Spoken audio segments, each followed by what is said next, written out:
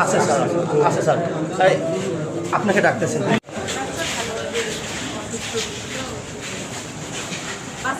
ও রোগী আছে এখানে হাসপাতালে ভর্তি আছে, কি হয়েছে? স্যার ইসিজি করতেছে স্যার। জি স্যার, জি স্যার, ইসিজি করতে।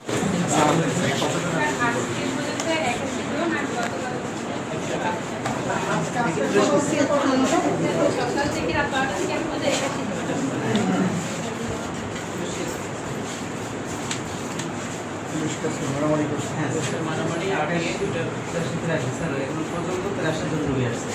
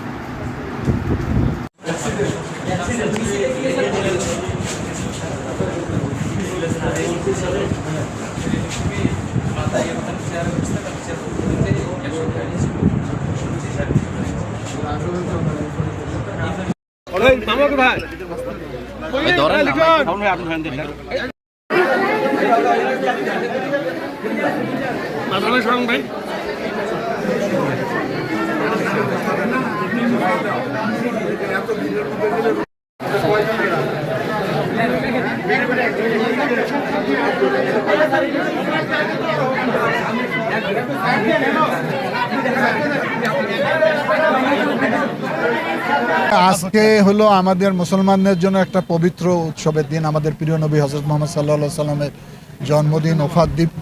সে কারণে আমাদের জাতীয়তাবাদী স্বেচ্ছাসেবক দল তাদেরও একটা প্রতিষ্ঠা বার্ষিকী গেল কয়েকদিন আগে।